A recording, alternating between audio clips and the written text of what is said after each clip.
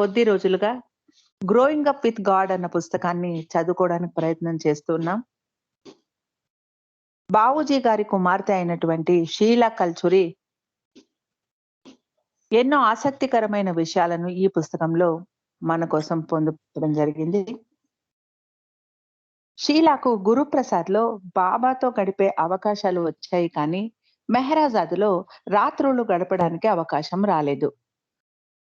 ఆ సంవత్సరం దీపావళి సెలవులలో బాబాతో మెహరాజాద్‌లో ఉంటే బాగుంటుంది అని అనిపించింది షీలాకు.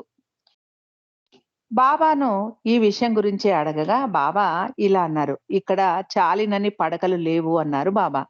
అలా అయితే ఎరిట్ సోదరి మను ప్రతి సంవత్సరము వచ్చి ఇక్కడ ఎలా ఉంటుంది బాబా అని అడిగింది షీలా. ఆమె వయసు మళ్ళిన స్త్రీ. ఇక్కడ ఉన్న వయసు మళ్ళిన వారితో ఎలాగోలాగా ఆమె కూడా సర్దుకుంటుంది. కానీ నీ విషయం అలా కాదు. మెయిన్ హౌస్‌లో చోటు కావాలి. ఇక్కడ చోటు లేదు. గోహెర్ కూడా నా గది బయట నేల మీద పడుకుంటుంది అన్నారు బాబా. అన్నిటికంటే మీకు నేను ఇక్కడ ఉండడం ఇష్టం లేదు. అదే నిజమైన కారణం కదా బాబా అని అడిగింది షీలా. ఇక్కడ మెహ్రాజాద్‌లో ఎలాంటి సదుపాయాలు ఉండవు. సరదాలు ఉండవు. ఇక్కడ ఉండాలని అనుకోకు. ఇక్కడ ఉంటే నీకు నచ్చకపోవచ్చు. ఇక్కడ చాలా ఆంక్షలు ఉంటాయి. గురుప్రసాద్ అలా కాదు. అది చాలా పెద్ద స్థలం. ఇక్కడ అలా కాదు అన్నారు బాబా. బాబా షీలాను వద్దు అనడానికి ఇంకొక బలమైన కారణం కూడా ఉంది అని షీలాకు తర్వాత అర్థమైంది. అదేమిటంటే నాజాకు గుండె జబ్బు. ఆరోగ్యం బాగా లేనందున మెహరాజాదులో వంటగదిలో నాజాకు సహాయం చేయడానికి ఎవరైనా అమ్మాయి కావాలి, నీకు తెలిసిన వారెవరైనా ఉన్నారా అని బావు రమాకు ఉత్తరం రాశాడు గతంలో. రమ పుట్టింటి తరపున ఎవరినైనా తీసుకొస్తుంది అని. కానీ రమ తనకెవ్వరూ తెలియదు అని సమాధానం రాసింది. బావు ఇండైరెక్ట్ గా షీలాను పంపించాలి అని అలా రాశాడు. కానీ షీలా పేరు ప్రస్తావించలేదు. షీలాకు ఇక్కడ రూల్స్ అన్నీ తెలుసు కాబట్టి ఆమె అయితే బాగుంటుంది అని బావు అభిప్రాయం. కానీ ఆ విషయం షీలాకు అర్థం కాలేదు. మెహ్రాజాద్‌కు వెళ్ళినప్పుడు బావు నాజా పరిస్థితి గురించి షీలాతో చెబుతూ ఎవరైనా నాజాకు సహాయం చేయడానికి ముందుకు రావాలి అన్నాడు. ఎవరినైనా పనివారిని తీసుకుంటే సమస్య పరిష్కారం అవుతుంది అని సలహా ఇచ్చింది రమ. బాబాకు స్త్రీ మండలికి ఇద్దరికీ సరిపోయేలాగా సర్దుకుపోగల వ్యక్తి కావాలి అన్నాడు బావు. మన బేబీ ఇంకా స్కూల్లో చదువుతోంది అని రమ అనగానే షీలాకు గాబరా కలిగింది.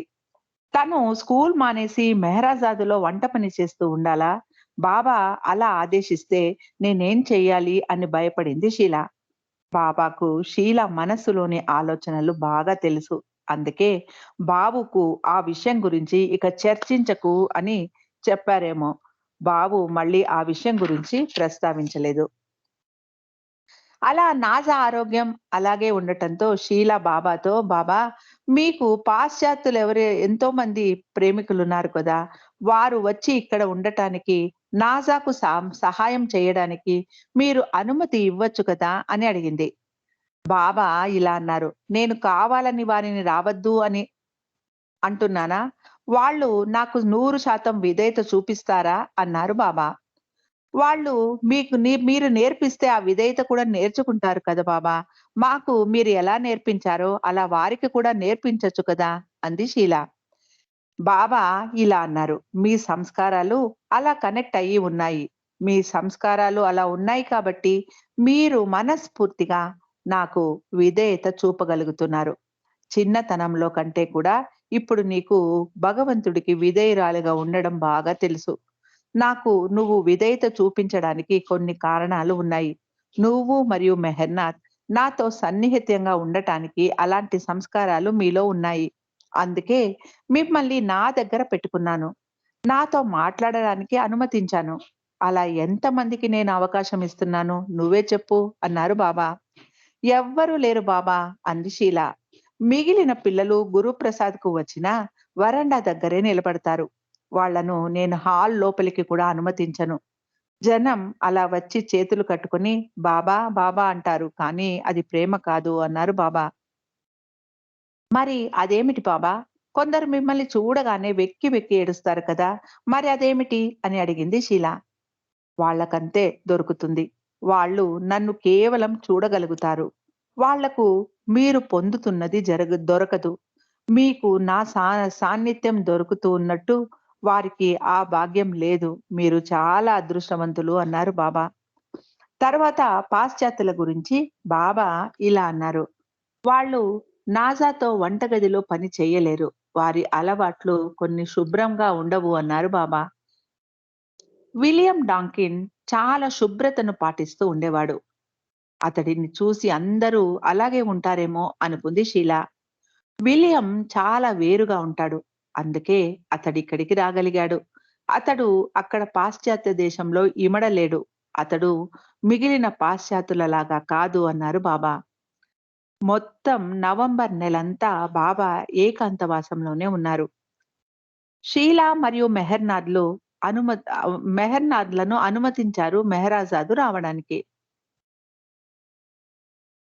వేయించి కొంచెంగా ఉప్పు జల్లిన వేరుశనగ గింజలు బాబాకు చాలా ఇష్టం. పచ్చి గింజలలో నూనె ఎక్కువగా ఉంటుంది. అది ఆరోగ్యానికి మంచిది కాదు అనేవారు బాబా. ఒకసారి ఆదివారం వచ్చినప్పుడు చిన్న చిన్న ప్యాకెట్లలో వేరుశనగ గింజలు ప్యాక్ చేసి తీసుకురావాలని సూచించారు బాబా. రంగోలే స్నేహితుడు పూణేకు బస్ డ్రైవర్. అతడి ద్వారా చిన్న చిన్న ప్లాస్టిక్ కవర్స్ ప్రత్యేకంగా తెప్పించి 50 కవర్లలో వేరుశనగ గింజలు ప్యాక్ చేసి బాబా పాదాల వద్ద తీసుకెళ్లి పెట్టింది షీల. బాబా వాటిని చూసి ఎన్ని కవర్లున్నాయి అని అడిగారు. 50 ఉన్నాయి బాబా అంది షీల. 50 ఏళ్ళు ప్రసాదం పంచేలాగా నీకు డబ్బు కొరత లేకుండా చేస్తాను అని బాబా షీలాతో చెప్పారు. సద్గురువుల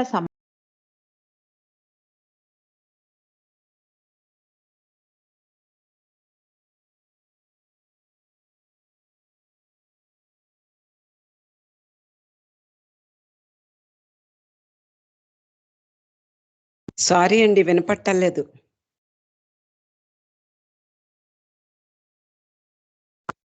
మ్యూట్ ఉన్నట్టుంది. ఓకే అండి.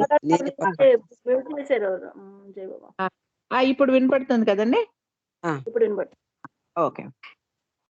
సద్గురువుల సమాధి వద్ద, ఉదాహరణకు అజ్మీర్‌లో ఉన్న చిష్టి సమాధి వద్ద ఎన్నో సంస్కారాలు పోగవుతాయి. ఆ సద్గురువు దేహత్యాగం చేసిన 100 సంవత్సరాల వరకు ఆ సమాధి నుండి లబ్ధి లభిస్తుంది. నేను అజ్మీర్‌లో పోగై ఉన్న సంస్కారాలను తుడిచివేశాను. కానీ మళ్ళీ అక్కడ సంస్కారాలు పోగైపోతున్నాయి. ఇప్పుడు అక్కడ ఆధ్యాత్మిక ప్రయోజనం ఏమీ దొరకదు అన్నారు బాబా. గతంలో బాబా షీలాకు ఒక చిన్న ప్రార్థనను ఇచ్చి ఉన్నారు. ఆ ప్రార్థన మళ్ళీ షీలా చేత చేయించారు బాబా. షీల ఆ ప్రార్థన చేస్తూ ప్రసాదాన్ని బాబా పాదాల వద్ద ఉంచి ఆ ప్రార్థనను ఉంచింది. ఆ ప్రార్థన ఎవ్వరికీ చెప్పనని బాబా షీలా దగ్గర ప్రామిస్ చేయించుకున్నారు. మెహరాకు కూడా ప్రామిస్ చేయమన్నారు బాబా. బాబా ప్రసాదాన్ని పంచడం గురించి షీలాకు బాబా ఆంతర్యం అర్థం కాలేదు. తను నగర్ నుండి ప్రసాదం తెస్తే బాబా దాన్ని అందరికీ పంచుతారు కాబోలు అనుకుంది.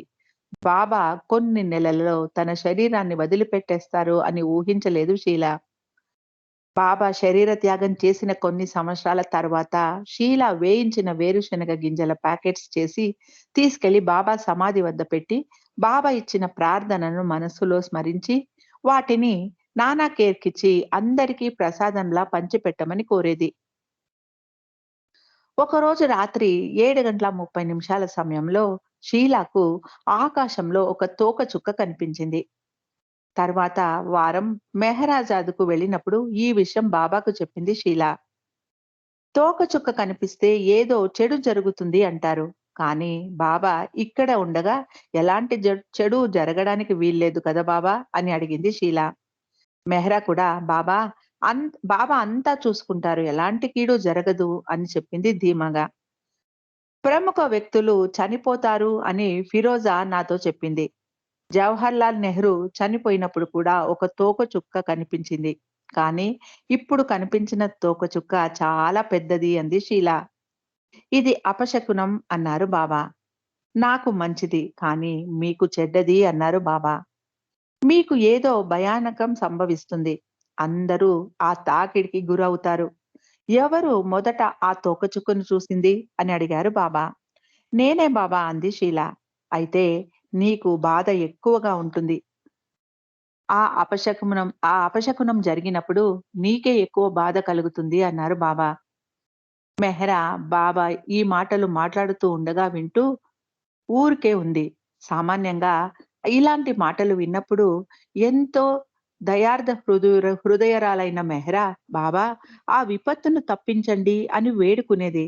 కానీ ఈరోజు ఆశ్చర్యంగా మెహ్రా బాబా మాటలు వింటూ కూడా నవ్వుతూ నిలబడింది. ఒక్క మాట కూడా మాట్లాడలేదు.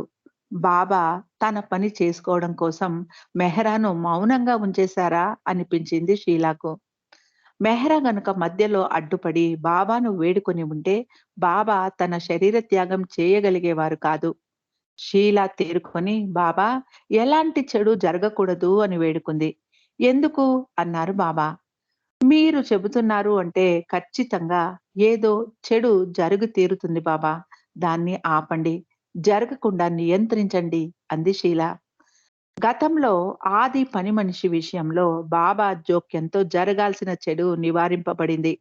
ఇప్పుడు కూడా బాబా పూనుకుంటే ఆ చెడు నివారింపబడుతుంది అన్న విశ్వాసం గట్టిగా ఉంది షీలాకు.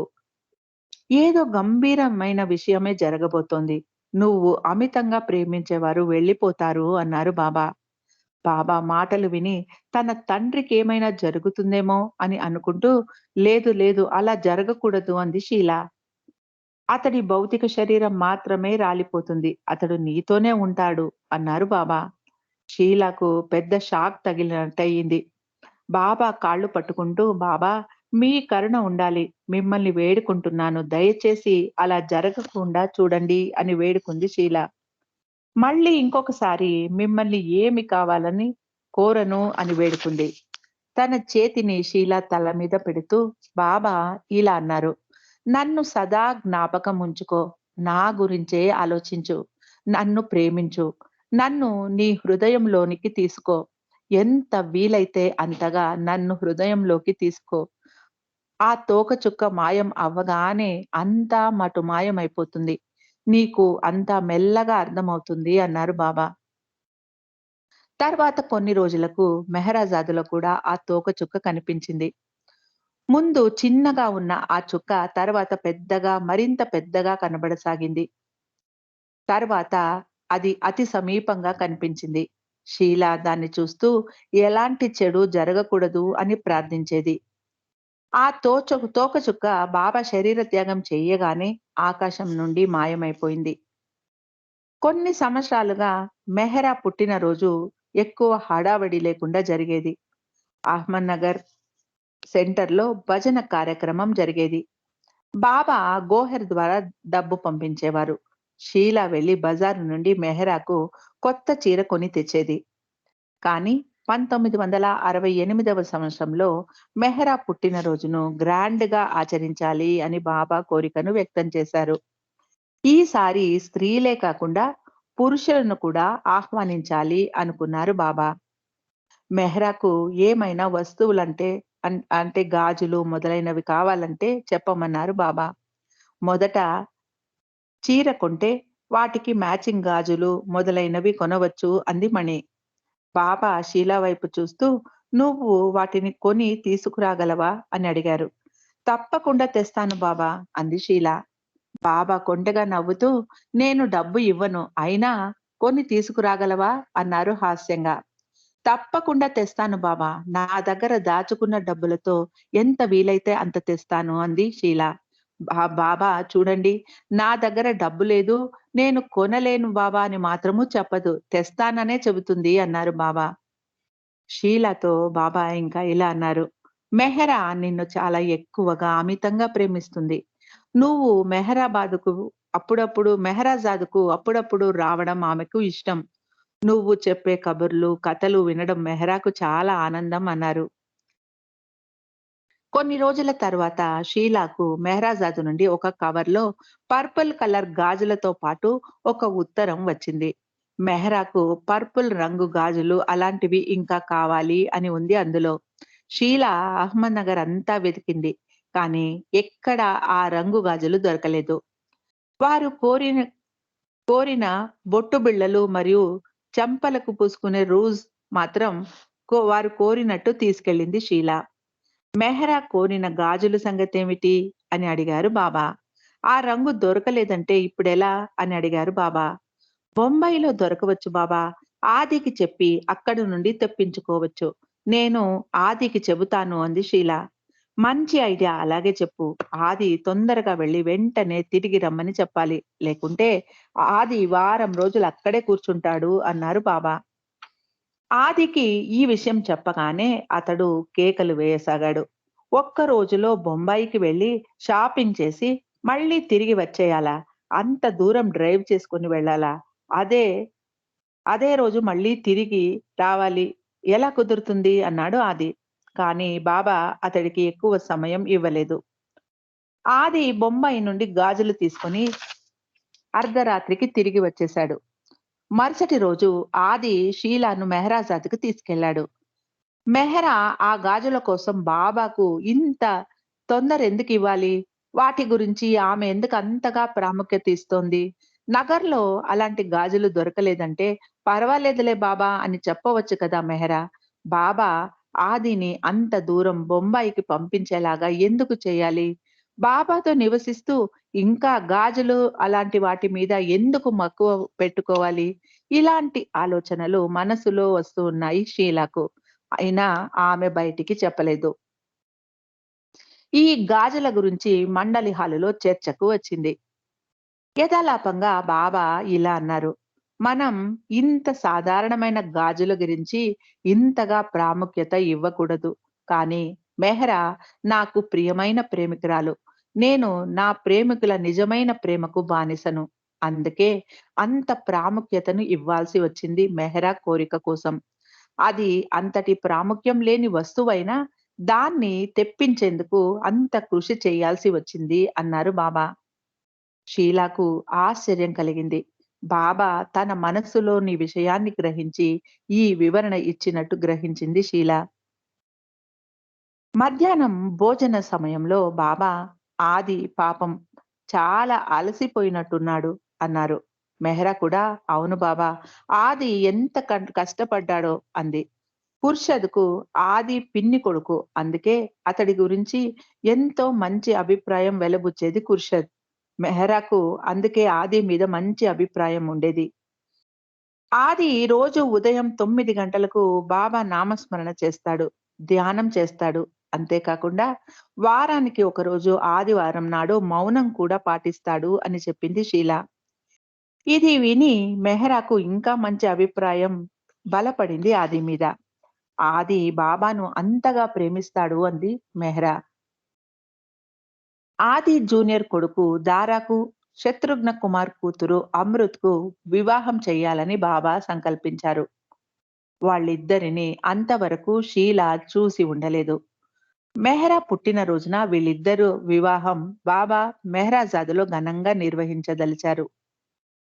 అంతేకాకుండా కొందరు ప్రేమికుల పిల్లలకు నవజోత్ వేడుక కూడా చేయాలని వారు వేడుకున్నారు. బాబా మణితో నేను నవజోత్ చేసి తీరాలా అని అడిగారు. మణికి బాబా చేతుల మీదుగా ఆ వేడుక జరిపించాలని కోరిక ఉంది కాబట్టి బాబా మాటలు మెహ్రా వింటే బాబాకు ఇష్టం లేని పని చేయించి బాబాకు అసౌకర్యం కలిగించిందని మెహ్రా ఒప్పుకోదు. అందుకే మెహ్రా బాబా మాటలు వినకుండా జాగ్రత్త వహించింది మణి. బావు నుండి రమాకు ఉత్తరాలు వస్తూ ఉండేవి.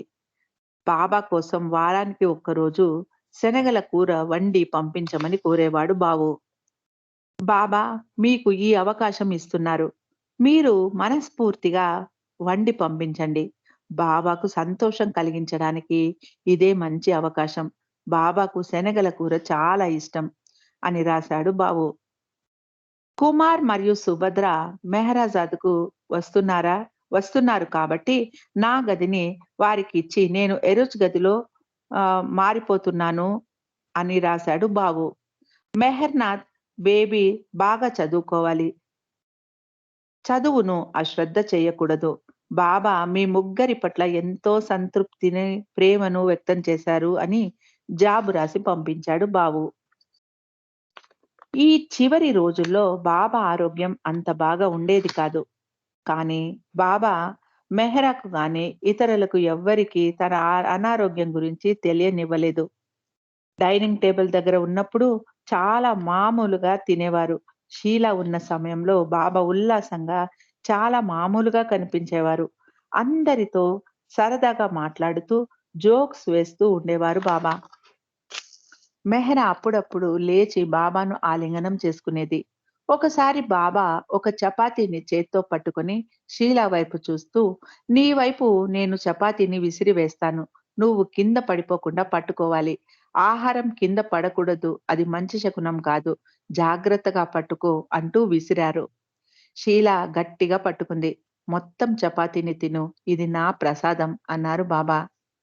ఒక్కొక్కసారి బాబా గ్లాస్‌లో నీళ్లు తీసుకొని, నీ మీద విసరనా అని తమాషాగా అడిగేవారు. రమ వండి పంపించిన ఆహారాన్ని చూపిస్తూ బాబా మెహ్రాతో, మెహ్రా తిను, రమ వండి పంపించింది. చాలా రుచిగా ఉంది. ఇంకా కొంచెం వేసుకో అని చెప్పేవారు. బాబా స్వయంగా మెహ్రా ప్లేట్‌లో ఆ ఆహారాన్ని వడ్డించేవారు. బాబా సంతోషంగా ఆస్వాదిస్తూ నవ్వుతూ తినేది. బాబా అనారోగ్యం గురించి మెహ్రాకు తెలిసేది కాదు. షీలాకు కూడా తెలియలేదు. బాబా బుగ్గలు రోజ్ కలర్‌లో అందంగా ఉండేవి. బాబా గులాబీ పువ్వులాగా ఎంతో తాజాగా కనిపించేవారు. 1968వ సంవత్సరంలో మెహ్రా పుట్టినరోజుకు ముందు రోజు బాబా చాలా బలంగా, శక్తివంతంగా కనిపించారు. షీలాను దృఢంగా ఆలింగనం చేసుకున్నారు. బాబా శారీరకంగా నీరసంగా ఉన్నారు అన్న అనుమానం కూడా రాలేదు షీలాకు. మెహ్రాకు గనక బాబా అనారోగ్య పరిస్థితి గురించి చిన్న అనుమానం కలిగినా బర్త్‌డే, ఆ వివాహం, నవజోత్ మొదలైన వేడుకలు మెహ్రాజాద్‌లో నిర్వహించడానికి మెహ్రా అంగీకరించి ఉండేది కాదు. ఒక ఆదివారం బాబా షీలాతో ఈ పెళ్లి తర్వాత సంభవించబోయే చెడు గురించి చెప్పేవారు. బాబా చెబుతున్న చెడు మహాప్రళయం కాబోలు అనుకుంది షీలా. కానీ బాబా లేదు. అది తర్వాత సంభవిస్తుంది. నువ్వు ఇలా కూర్చొని నాతో మాట్లాడలేవు. కానీ నా దర్శనం నీకు 24 గంటలు దొరుకుతుంది అన్నారు.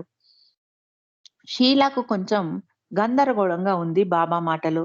బాబా మీరు ఏం చెబుతున్నారు? నాకు అర్థం కావడం లేదు అంది షీలా.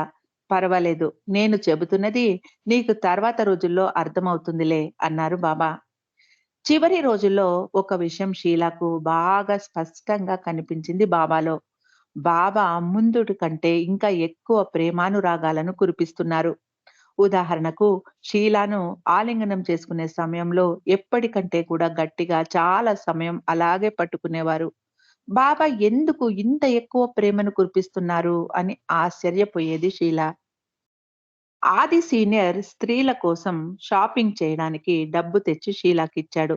గాజులు, బొట్టు బిళ్ళలు, నెయిల్ పాలిష్, చెవికి కమ్మలు, ఇతర సామాగ్రి, మ్యాచింగ్ నగలు మొదలైన వాటిని కొని ఒక సూట్ కేసులో షీలా మెహ్రాజాద్‌కు తీసుకొని వచ్చింది. దాన్ని డైనింగ్ టేబుల్ మీద పెట్టి తెరిచింది. బాబా ప్రతి వస్తువును తీసి పరిశీలనగా చూశారు. స్త్రీలకు ఏ వస్తువులు నచ్చలేదో వాటిని తిరిగి వెనక్కి ఇచ్చేస్తారు. షీల వాటిని బాబా తాకారు కాబట్టి తన దగ్గరే జాగ్రత్తగా పెట్టుకుంది. అందులో నుండి కొన్ని సొమ్ములు మణి అమృత్‌కు ఇవ్వాలని సూచించింది.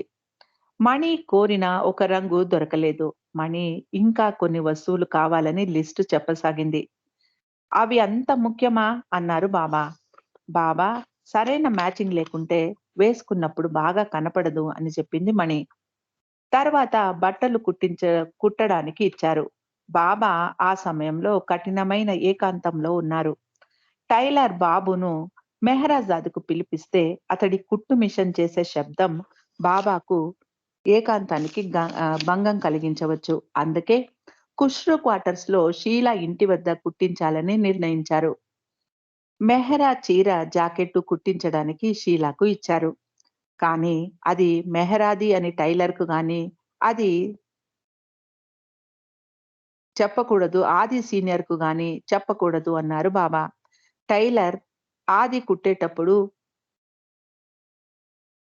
టైలర్ మెహరా జాకెట్ కానీ, చీరకు ఫాల్స్ కానీ కుట్టేటప్పుడు నోటికి, ముక్కుకు ఒక కర్చీఫ్ కట్టుకొని కుట్టాలని మెహరాజ్ సూచించింది. అది బాబా ఆర్డర్ అని చెప్పమంది మెహరా. షీల హ్మ్. షీలా మొహమాటం చూసి అది బాబా ఆర్డర్ అని చెప్పమంది మెహరా. టైలర్ వరండాలో కూర్చొని కుట్టేవాడు. షీల అతడి మొహానికి కర్చీఫ్ కట్టుకోమని చెప్పడంతో, "నువ్వు గోహర్ కంటే కూడా కఠినంగా ఉన్నావే" అన్నాడు ఆ టైలర్. మెహరా బ్లౌజ్ కుట్టేటప్పుడు కింద ఒక గుడ్డ పరిచి ఎలాంటి నూనె చుక్కలు అంటకుండా చాలా జాగ్రత్తగా కుట్టించింది షీల. ఆ టైలర్ ఒంటి మీద ఉన్న చెమట కూడా ఆ గుడ్డకు అంటుకోకుండా చూసుకుంది. తర్వాత మెహరా చాలా సంతోషించింది ఈ విషయం తెలుసుకొని. అమృత్ కోసం ఒక డజన్ పంజాబీ డ్రెస్‌లు కుట్టించమని చెప్పింది మణి. షీల మొదట బట్ట కొని మెహరాజాద్‌కి తీసుకెళ్ళింది. బాబా వాటిని చూసి సమ్మతించిన తర్వాత కుట్టించింది షీల.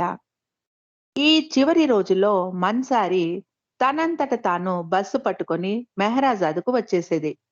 విలియం, ఆది, గోహెర్ బాబా కోసం వస్తూ పోతూ చాలా బిజీగా ఉండేవారు. అందుకే మన్సారికి రవాణా సౌకర్యం కలిగించడానికి వారికి తీరిక ఉండేది కాదు.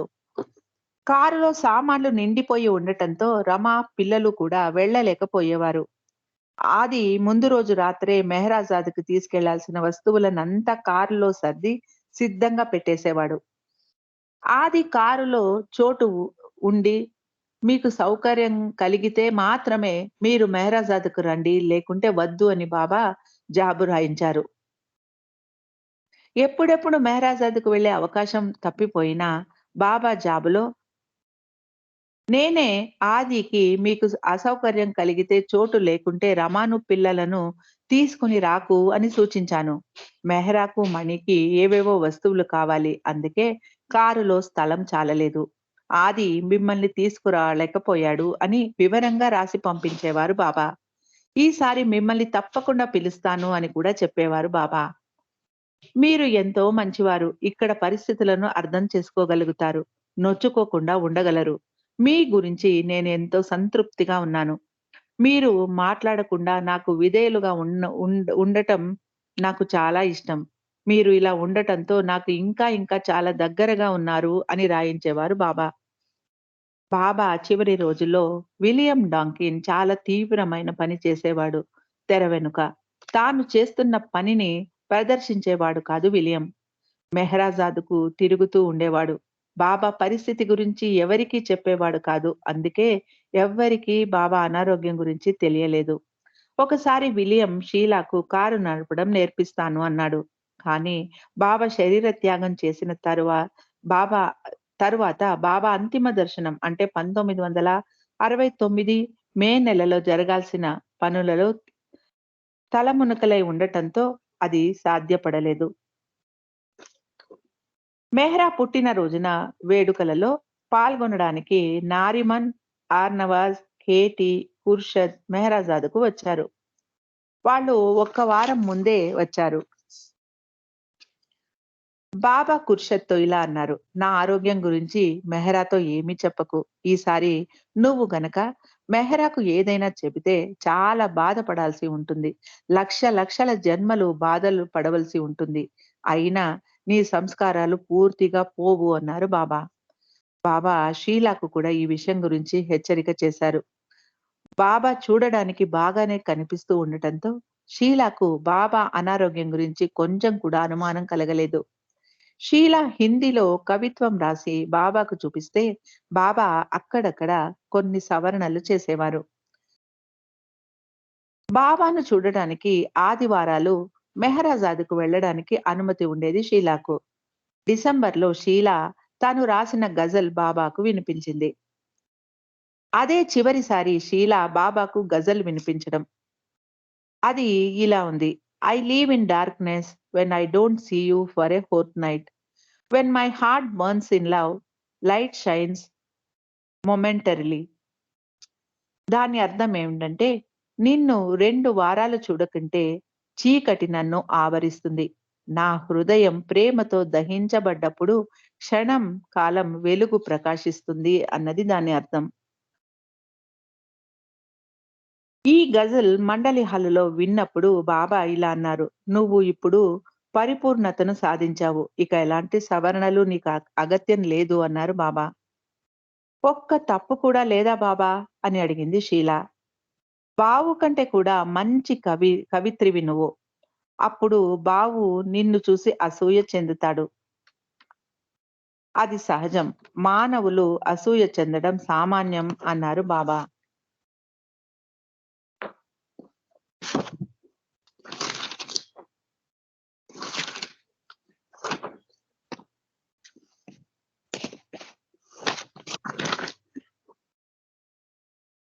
"నా తండ్రికి నేనంటే చాలా ప్రేమ. అతడు నా మీద అసూయ చెందడు" అంది షీల.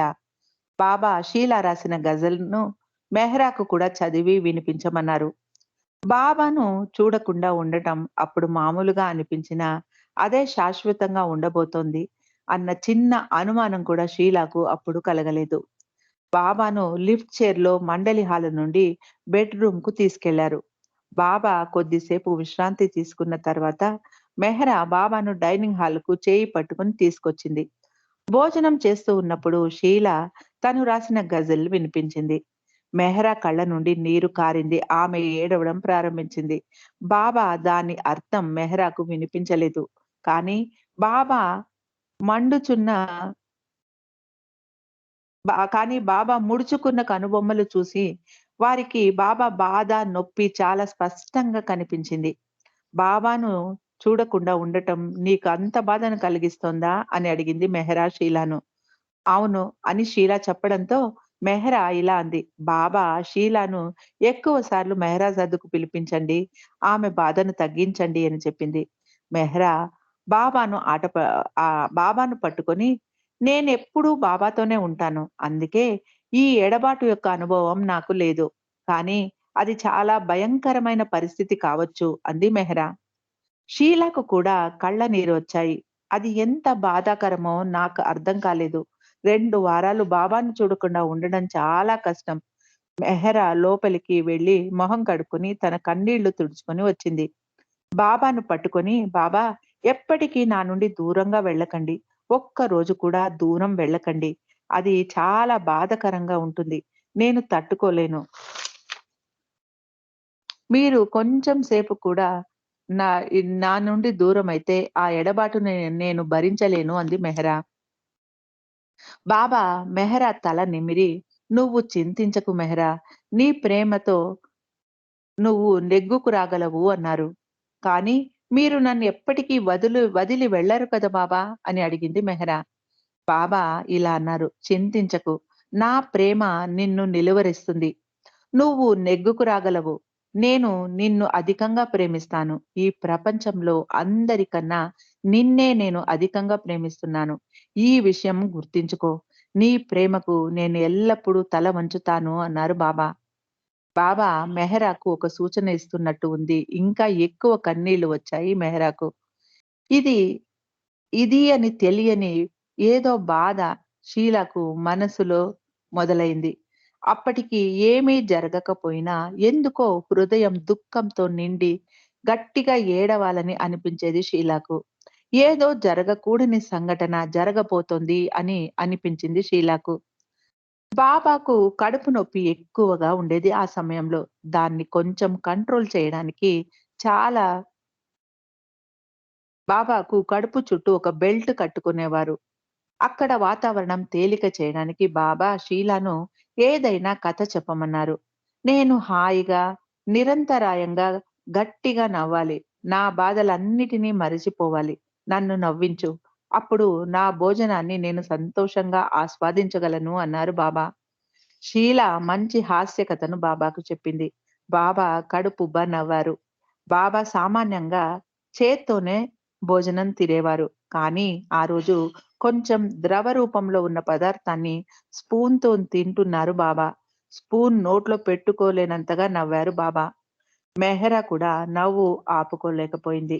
"ఇక చాలు ఆపు, లేకుంటే నాకు కడుపు నొప్పి వస్తుంది" అంది మెహ్రా. బాబాకు కూడా నవ్వి నవ్వి కన్నీళ్లు వచ్చాయి. చేతి రిమాలును అడిగి తీసుకొని కళ్ళు తుడుచుకున్నారు బాబా. "నువ్వు డాక్టర్ కావాల్సిన దానివి. నా కడుపు నొప్పి మాయమైంది" అన్నారు బాబా. "ఈరోజు భోజనం వద్దు అనుకున్నాను. కానీ ఇప్పుడు నాకు ఆహారం తినాలన్న కోరిక కలుగుతోంది" అన్నారు బాబా. షీలా గజల్ విన్నప్పుడు అక్కడ నెలకొన్న గంభీరమైన వాతావరణం మాయమై ఇప్పుడు అందరి మనసులు తేలికపడ్డాయి. బాబా అనారోగ్యంగా కనిపించలేదు కానీ షీలాకు మాత్రం మనసులో ఎక్కడో ఏదో మూల కొంచెం అలజడిగానే ఉంది. ఏదో జరగకూడనిది జరిగబోతోంది అని అనిపించసాగింది. నేను అధికంగా ప్రేమించేవారు ఎవరో దూరమవుతారు అన్న భావన ఆమెకు కలగసాగింది. షీలాకు చాలా చాలా బాధ కలగసాగింది. ఏడవాలని అనిపించేది. ఎందుకో కారణం తెలిసేది కాదు షీలాకు. ఇలా ఆలోచించడం మూర్ఖత్వం. సాక్షాత్తు ఆ భగవంతుడి ముందర కూర్చొని ఇలా ఆలోచించడం చేయకూడదు. సంతోషంగా ఉండాలి కదా అనుకుంది షీల. బాబా షీలాను గమనిస్తూ, "నువ్వు నవ్వడం లేదు. చింతించకు. అన్నీ సవ్యంగానే జరుగుతాయి" అన్నారు. "చూడు మెహ్రా ఎంత సంతోషంగా ఉందో. నాతో నువ్వు కూడా మా సంభ్రమాన్ని పంచుకో. ఇదే నీకు ఆఖరి అవకాశం కావచ్చు. నాతో సంభ్రమంగా, సంతోషంగా ఉండే అవకాశం మళ్ళీ నీకు దొరకకపోవచ్చు" అన్నారు బాబా. "భగవంతుడితో అలా సరదాగా గడిపే అవకాశం మళ్ళీ నీకు లభించకపోవచ్చు" అన్నారు బాబా. "బాబా, నేను ప్రయత్నిస్తున్నాను. కానీ నాకు నవ్వాలి అని అనిపించడం లేదు" అంది షీల. షీలాకు చెక్కిళ్ళ పైన కన్నీరు కారాయి. తన దుఃఖాన్ని తమాయించుకుంది షీల. ఒకవేళ బాబా ఈ మాటలు మండలి హాలులో చెప్పి ఉంటే షీల తన దుఃఖాన్ని నియంత్రించుకోలేక ఏడ్చేసేది. ఇక్కడ మెహరా ఎదుట షీల ఏడవలేకపోయింది. ఏదో జరగబోతోంది. ఏమిటది? నాకెందుకు తెలియడం లేదు అనుకుంది షీల. బాబా మళ్ళీ మళ్ళీ షీలా వైపు చూశారు. షీలా ప్లేట్‌లో ఆహారం స్వయంగా వడ్డించారు బాబా. కానీ షీలాకు ఆకలి చచ్చిపోయింది. తినాలని లేదు. బాబా తననే గమనిస్తూ ఉండటంతో షీల తినసాగింది.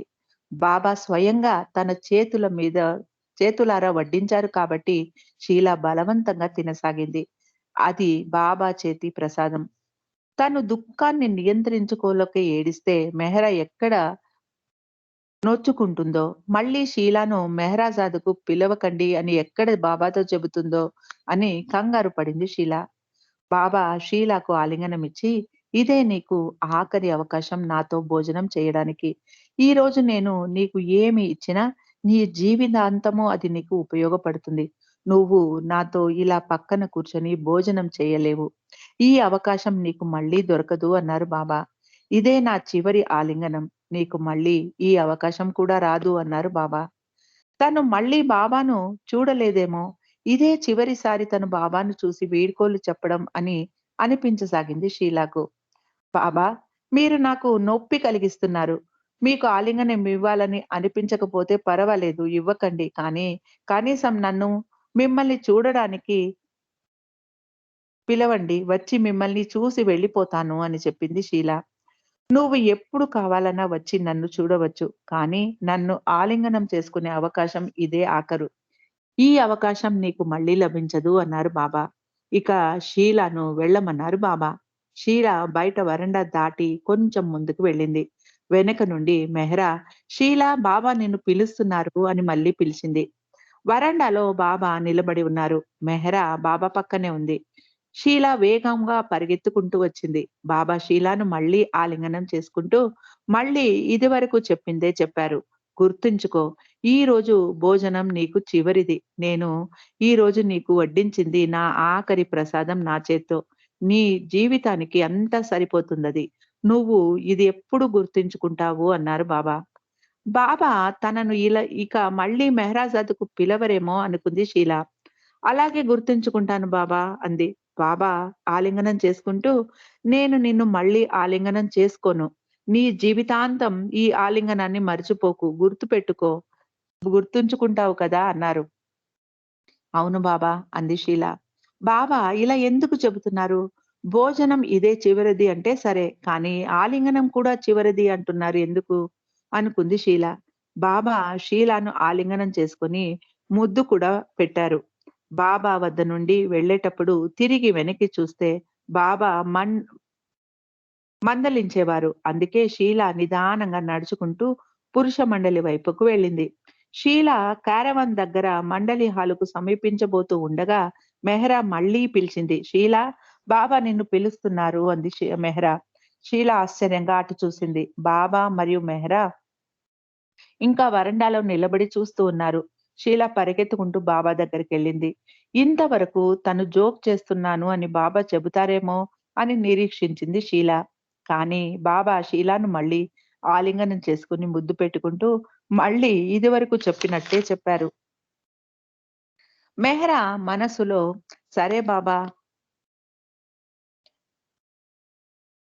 నాకు ఆలింగనం ఇవ్వకుంటే పర్వాలేదు. భోజనానికి పిలవకపోయినా షీల మనసులో ఇలా అనుకుంది.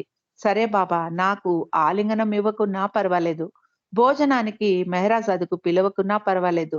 కనీసం అప్పుడప్పుడు మెహరాజాదుకు రావడానికి, మిమ్మల్ని చూడడానికి అనుమతించండి. నాకంతే చాలు.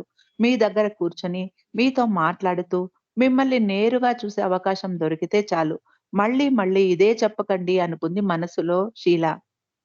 ఇంతసేపు డైనింగ్ హాల్‌లో భోజనం చేస్తున్న సమయంలో బాబా చాలా సరదాగా, ఉల్లాసంగా కనిపించారు.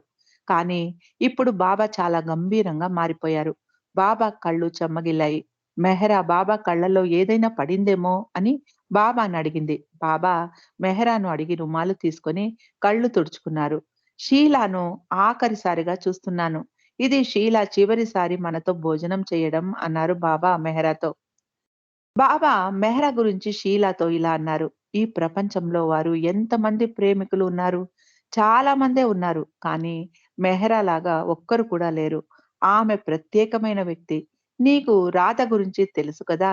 రాధకు కృష్ణుడి మీద అపారమైన ప్రేమ. కానీ అది మెహ్రా ప్రేమ కంటే గొప్పది కాదు. అందుకే నేను ఆమె ప్రేమను ఎంతో గౌరవిస్తాను.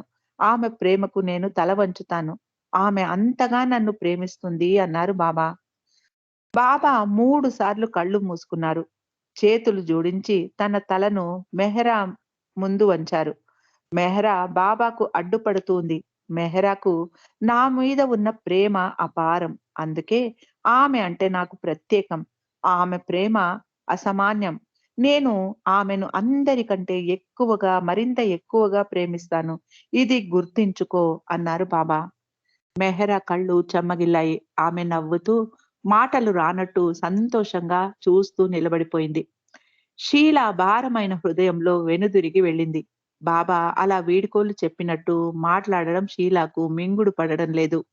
బాబా వెళ్లి రమ్మని షీలాకు చెప్పి పంపించినా బాబా ఎంతో గంభీరంగా, బాధ నిండిన మొహంతో కనిపించారు. మళ్ళీ మెహ్రా పిలవడం వినిపించింది. ఇలా బాబా 3వసారి షీలాను వెనక్కి పిలిచారు. ఈసారి బాబా గట్టిగా షీలాను ఆలింగనం చేసుకున్నారు. అలా 5 నిమిషాలు అలాగే ఉండిపోయారు. షీల తల మీద చెయ్యి వేసి ముద్దు పెట్టుకున్నారు బాబా. మళ్ళీ ఇలాగే అన్నారు. నువ్వు వెళ్ళు, కానీ ఇదే చివరి భోజనం నాతో. అలాగే చివరి ఆలింగనం కూడా అన్నారు బాబా. కనీసం మిమ్మల్ని దూరం నుండి అయినా చూడవచ్చా బాబా అని అడిగింది షీల. నువ్వు ఎప్పుడు కావాలన్నా రావచ్చు అన్నారు బాబా. మరి మీ అనుమతి తీసుకోవాల్సిన అగత్యం కూడా లేదా బాబా అని అడిగింది షీల. లేదు, నువ్వు ఎప్పుడు కావాలన్నా రావచ్చు అన్నారు బాబా. షీల బాబా మాటలు నమ్మకంగా లేవు. విశ్వసించలేకపోయింది. బాబా ఏమి ఉద్దేశం పెట్టుకొని మాట్లాడుతున్నారో షీలాకు అర్థం కాలేదు.